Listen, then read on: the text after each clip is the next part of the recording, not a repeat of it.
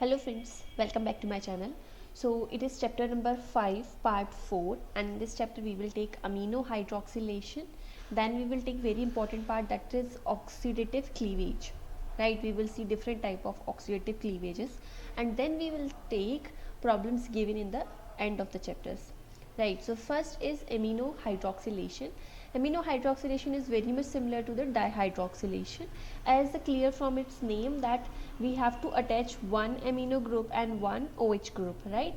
So same type of reagents will be used. Osmium tetroxide is again used, but this time we also need a source of nitrogen, right? For example, in this case N-chloramine T is acting as a source of nitrogen. This is a phase transfer catalyst, and then we can do its amino hydroxylation. Simply this alkene will be attached with one NH2 group and one OH, right? So you can see easily that in this particular example, because we are using N-chloramine T, so it will become NHTS, right? So you can see easily that it is syn type of addition. Again, as we have discussed in case of dihydroxylation, that two OH groups attaches on the same side. Similar to that one, amino hydroxylation is also of that type, that NH2 and OH group will be attached on the same side, right? And we can also use chiral ligand that we have used in case of dihydroxylation. We can use same type of chiral ligands here also, that is we can use DHQ and DHQD, right? And they will be attached with thalazine ring, similar to previous case, right? So in this example we have a source of nitrogen, then osmium oxide in its potassium salt form, potassium complex form, and we have DHQ attached with thalazine ring. So we have seen there that DHQ prefers the attack of OH groups from the alpha phase, that is from the bottom phase, right? Similar to that one, here also NH2 and OH will be attached from the lower phase, from the bottom phase. So we will get two type of products here. Why of two type? Because we don't know that OH will be attached on this carbon or on this one. When we attach on this one, we will get primary alcohol type product, and when we attach it on this carbon, this one, then we will get secondary alcohol, right?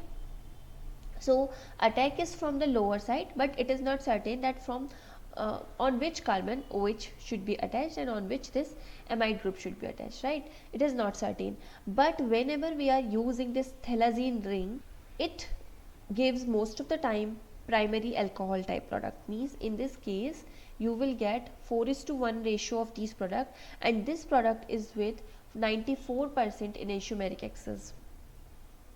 Okay, so it is very important that which type of ligands you are using, and these ligands can govern the attachment of your groups.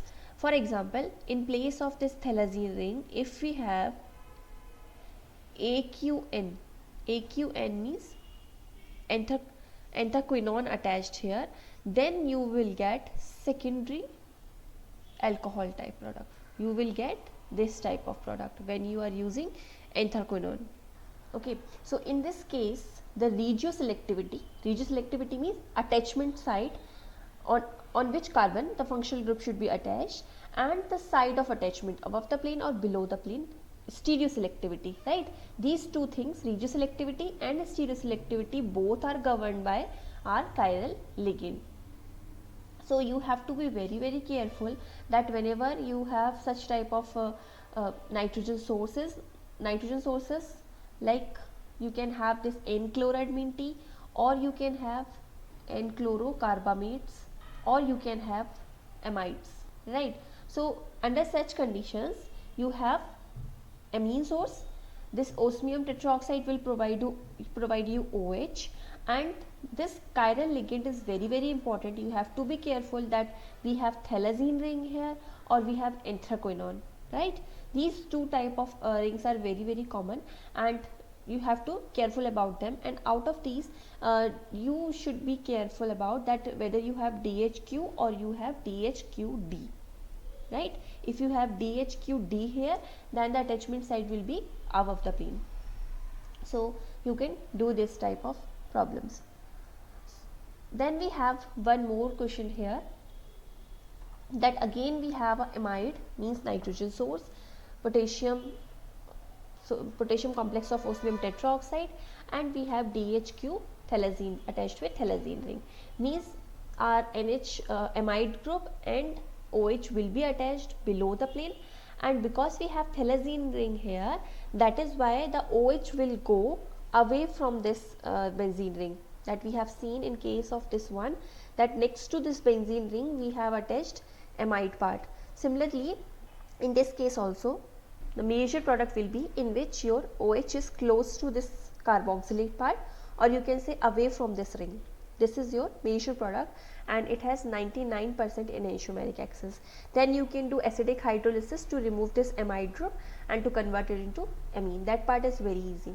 Next is oxidative cleavage. Oxidative cleavage can be done with the help of ozone, which is known as ozonolysis. We all are familiar with it. So I will not take the basic concept about the ozonolysis. I will take only the different points which can create problem for you, right? So this is a general example, that in this type of double bond you can have ozonide, you will have ozonide like this, then it will undergo cleavage and you will get one aldehyde from this point and one ketone from this point, right? And because I am using H2O2 here, so your aldehyde will be converted into carboxylic acid and you will get here. So this is very important. Second reagent is very important, that whenever you have hydrogen peroxide, you will get carboxylic acid. If you are using Me2S, then you will get aldehyde or ketones. If you have sodium borohydride, then aldehyde will be reduced to alcohols, right? So you have to be very careful about the second reagent used. Then if we have double bond and triple bond in the same molecule, then you all know that this only double bond will participate in reaction, and if you do cleavage of this double bond, you will get a CHO group attached here, right? You will get this type of product. Then we have cyclohexene. We are doing simply ozonolysis in presence of H2O2. So this bond should be cleaved. First we will draw the structure of ozonide, right? This is your secondary ozonide. Then it will undergo this type of cleavage, and because I am using H2O2 here, so this CHO formed here at this point, at this carbon, CHO will be formed. Similarly at this one, CHO will also form. Because I am using H2O2, so this aldehyde will be converted into carboxylic acid. So I have here adipic acid here. Adipic acid means when we have 4 CH2 in between 2 carboxylic group, right? This is your adipic acid. Then this reaction is very different, that in this case I am using ozone at low temperature, and in the reaction I am also using para-toluene sulfonic acid, right? So first step is in general ozonolysis mechanism, that you all know that first step is the formation of primary ozonide, then it will form this type of secondary ozonide. At low temperature what will happen, this primary ozonide will not be converted into secondary. Primary ozonide means you will have a structure like this, right? This type of structure, and then it will be converted into this secondary ozonide. So at low temperature we will have this primary ozonide first, then it will break, right? We will get this type of structure. Then in next step we will use MeOH. So its lone pair of electron will attack on this carbon, this bond will shift here, and we will get, we have negative charge here, means it will take a proton released at this stage from this MeOH and it will form OOH here, right? In next step we have here a aldehyde. So you know that if I am using MeOH with this aldehyde, this carbonyl group, it will be converted into acetal. How we can do this? It will take again a proton, then on this carbon MeOH will attack, we will have this type of structure, right? Then in this reaction further we will use sodium bicarbonate and dimethyl sulfide, right? So what will happen, this dimethyl sulfide under basic condition will attack on this peroxide oxygen, right? This sulfur having lone pair of electron will attack on this oxygen. This bond will cleave, oxygen oxygen bond will cleave. We will have this type of structure. Then in next step, this bond will break, this will shift here, and we will get aldehyde here, right? This will be your final product. So this step should also be included here, right? These two reagents are also used in this reaction. Then next we are using ozonolysis, again at low temperature, but here we are using sodium borohydride. So basically, and in this reaction this para-toluene sulfonic acid is not used, right? So it is different. So basically what we have to do, we have to do simple ozonolysis of any of these two double bond. Question is this, that which double bond will participate in reaction? Because ozone is electron deficient, so it attacks on electron rich alkene. So out of these two, this one is electron rich because it is attached to directly with this methoxy group, so it will be cleaved. So we will get this type of ozonide here, right? Then it undergo reduction because we are using here NaBH4. So this carbon is connected with this CO2 Me group, it will remain as such, and this aldehyde will be reduced to alcohol, right? We will have this type of product here. So only important point here is that ozone attacks on electron rich alkene. Whenever you have more than one double bond in a molecule, then you have to check that which alkene is electron rich, and on that one your ozone will attack. Next type of possibility is that you have a double bond with conjugation of a carbonyl group, means you can have alpha beta unsaturated carbonyls. So reaction of ozone with them is very different. First we have to form ozonide, right? You will get this type of structure. Then what will happen in next step, this bond will break, it will shift here, this bond will shift here, this will shift here, and it will shift on this oxygen, right? So what you will get here, that on this carbon you will have a carboxylic group, right?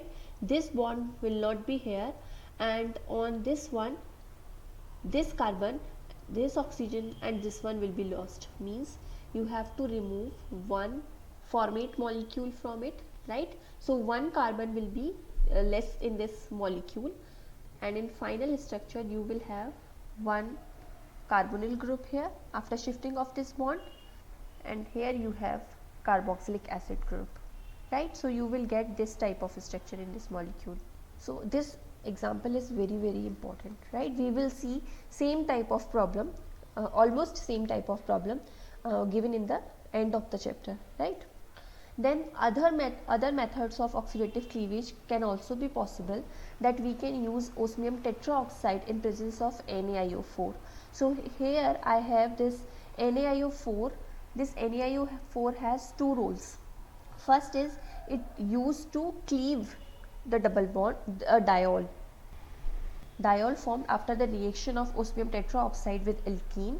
This NaIO4 cleave that diol, and then it reoxidize osmium 6, because in this we are using osmium in 8th oxidation state, and when it is used in the reaction it is reduced. So we have to again reoxidize it, and we have seen in case of dihydroxylation that other co-oxidants are used. So similarly we are using here NaIO4, which will reoxidize it to osmium 8th state, right? So it has two roles here. Then first we will see the journal reaction, that suppose you have a alkene like this. First step is the formation of diol, and then this NaIO4 will cleave this bond, and we will have ketones here. Two ketones will be formed. If I have two different alkyl group attached here, then I will have ketones here. If I have H here, then I will have aldehyde. So this is about the journal reagents used in this type of oxidative cleavage. Important point is that if you have more than one double bond in a molecule, then this type of reagent will preferentially attacks on less hindered alkene. right? So for example, in this case, the oxidative cleavage will be done for this double bond only, right? This part of this molecule will remain untouched, only this double bond will be cleaved and we will have aldehyde here, right? So I will simply show here that you will get a CHO group attached at this position, right? Similarly, in this case, this example is a little bit different, that I am using osmium tetraoxide NaIO4 dioxane, as well as I am using basic condition in it also. So first step is the cleavage of this double bond, right? So first diol will be formed like this and then it will be cleaved. So I will get a aldehyde group attached here, right? You will get this type of structure. Then because I am using this basic condition, so this ketone, this will form enolate and it will attack on this aldehyde. It will attack on this enolate, means you will get this type of structure, sodium enolate will form, then it will attack on this aldehyde. So I will get here this type of aldol, right? And the stereochemistry of the proton attached is also changed in this reaction, because these two groups are anti to each other. So I think due to the attack on this aldehyde from the same side, same type of attack, this stereochemistry of this proton is changed, right? So I have a little bit doubt here, so I will tell you later that why the stereochemistry of this proton is changed. Next point is that because I am using base, strong base here, so this it will undergo E1CV mechanism, means a proton from this carbon will be removed, and then I have a negative charge here, this bond will shift here, this negative charge will shift here, this bond will shift here, and when it will come back, so I will get a structure like this. I am directly showing it here. I will get a structure like this, then this negative charge will come back to its position, this bond will shift here and OH will be removed. So what I will get finally, this type of double bond here, right? So this will be the structure of your final product. It is also undergoing intramolecular aldol condensation. Then other type of reagents for oxidative cleavage are osmium tetraoxide and oxone. Oxone is basically KHSO5. So this can also be used, but the important point is this reaction take place in absence of water. If you are using in previous case we are using osmium tetraoxide and NaIO4, right, for conversion of alkene into aldehyde. If I will use KMnO4 in place of osmium tetraoxide, then alkene will be converted into directly into carboxylic acids, right? Then very important reagent is ruthenium tetraoxide. So this ruthenium tetraoxide will also cleave double bond and will convert it into aldehyde or carboxylic acid depending upon the condition. So if I am using ruthenium chloride and NaIO4, it will directly give me ruthenium tetraoxide, right? So if this condition is taken place under acidic condition like this, then I will get carboxylic acid here, means after cleavage of this bond, aldehyde will be oxidized to carboxylic acid, other groups will remain as such, like, right? And if I am doing this reaction under neutral condition or basic condition, then it will give me aldehyde, right? So there are two important points about this reaction. So this is all about this chapter, and one more thing is given in the chapter, that is Waker reaction. So I will not take the Waker reaction here because I have completed that part in organometallic compounds. So you can watch that video. I will provide the link of that video in the description box. You can watch it there. The important point about the Waker reaction is very simple reaction, that you need only alkene, palladium chloride, water, a copper chloride and oxygen, then it will give you aldehyde, right? So you can easily do that reaction, but important point in Waker reaction is that these reagent attacks on terminal alkene. The reaction is basically for terminal alkenes. So this is the important point, right? Mechanism you can see there. So next we will do the problems given in the chapter's end. The next reaction is sharpless epoxidation. So we have here two allylic double bonds. So main question is that on which double bond this reagent will attack. So in the starting, this molecule is not chiral in nature, right? It is symmetric in nature. But when we attaches it with this titanium catalyst, then it will occupy a structure like this. Means it is not no more symmetric in nature. This upper face is hindered because of this double bond, right? And we are using here plus DIPT here, and we know that if we have this type of structure, that our methoxy hydromethoxy group is on the lower right hand side, and we are using plus type of DIPT or DET, then oxygen will attack from the bottom face, right? We know about this. So in this example, this double bond, this one, you can compare it with this one, first one, this one is lies in this plane, and the second double bond is above the plane side, and we have H on the lower below the plane side. So when you attach oxygen from below the plane side, it is less hindered and it is more hindered, right? So this one is preferentially participate in the reaction, while this one is not efficient for this reaction. So basically this double bond will be epoxidized. The next example is that you have this type of alkene here, and it can give you this exo dihydroxyl compound, or it can give you endo dihydroxyl compound. So they are asking us that what type of reagents we should use. Same type of question I have seen in NET exam also, NET or GATE, I don't remember the year, but I have seen same type of exam, same type of question, that in such type of bridged compound, you know that this cavity side is hindered side, this is your endo side and this is hindered, and most of the reagents or most of the incoming groups attacks from the exo side. So obtaining exo product is very easy, that first I can use osmium tetraoxide in presence of some co-oxidant, then it will easily give me this exo product. Or I can also use alkaline KMnO4, right?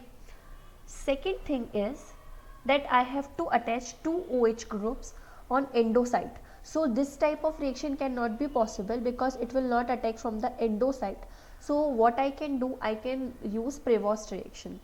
Prevost reaction under hydrous condition. So why I am using hydrous condition? That first step is the use of iodine in presence of silver acetate suppose, and I will also use water in this reaction. So first step is the attachment of this iodine, it will form iodinium ion. So again this iodine will attack from the less hindered side, that is from the exo side, like this, right? Then next step is attack of this acetate.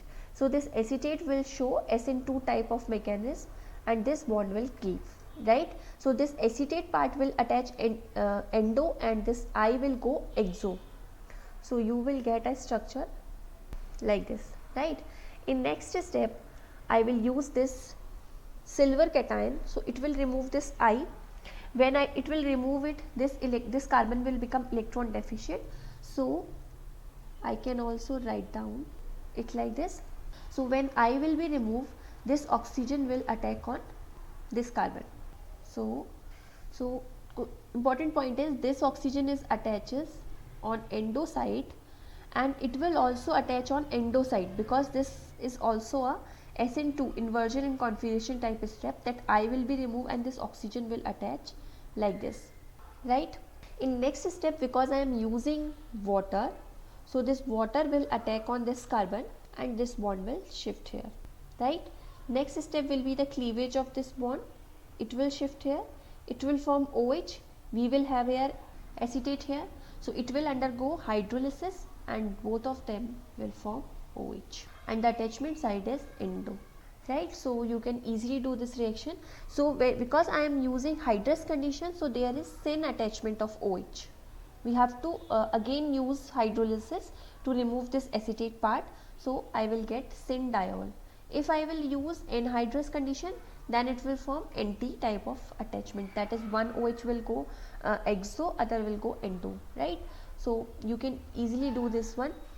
Then next reaction is similar to the use that we have seen in case of alpha beta unsaturated carbonyl. So this is the case of allylic alcohol. Same type of mechanism, almost same type of mechanism will also be followed in allylic alcohol. That first you have to form ozonide. First this ozonide will form, then in next step this bond will break, this will shift here, this bond will shift here, and this will shift to this oxygen. So you will get OH here, this bond will not be here, so you will get here carboxylic acid group, right? And here you have ketonic group, and Me is always previously attached, so it will remain as such. So in this case also you have one carbon less than previous molecule, right? This part is lost in this reaction. This question has also been asked in NET examination. I don't remember the year, but I have seen same type of question in NET exam or GATE exam. So this is also a very important reaction. Then last question is that what type of reagent should be used here that we will get carboxylate ester group attached on this carbon after oxidative cleavage.